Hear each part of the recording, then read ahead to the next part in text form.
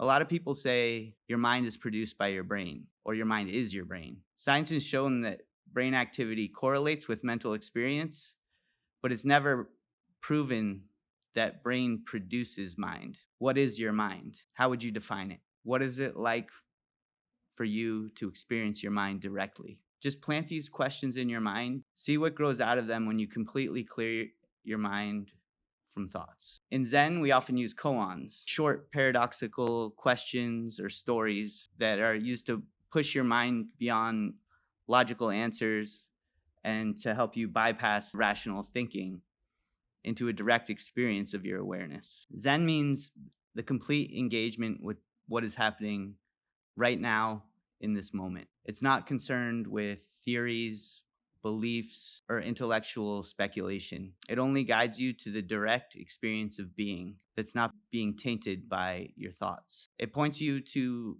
the source of awareness, which we call mind. But what is mind?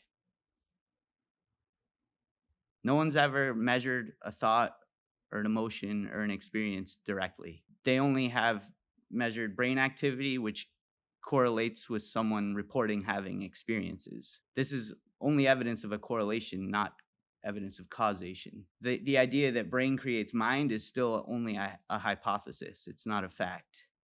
There's still no scientific explanation for how the electric signals in the brain become your experience of the color red or the taste of coffee or the feeling of love. That's called the hard problem of consciousness, and it's still unsolved. So it's more honest to say we don't really know what mind is yet. That's the real scientific position. The mind is the source of everything we're aware of. Every thought, every action we take begins in the mind. Without the mind's awareness, there's no perception of anything, and without the mind, there's no sense of being that can even be known. Some might say that scientific evidence suggests that the universe produces the mind, but it relies on a chain of unproven metaphysical assumptions. It's a model constructed within the mind based on observations that were perceived by a mind, and even the idea of a physical world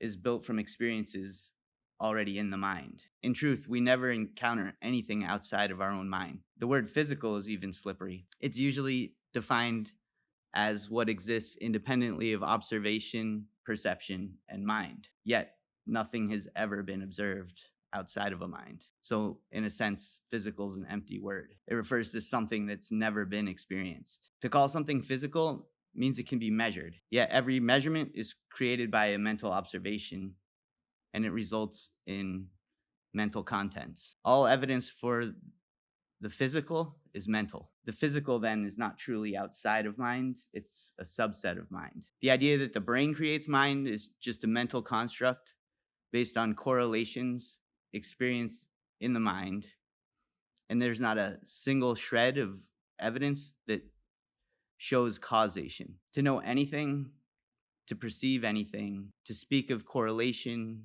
causation, or existence at all, there must be a mind. Therefore, it makes absolute sense to treat the mind as the foundation of your being, the ground from which all realities appear to you.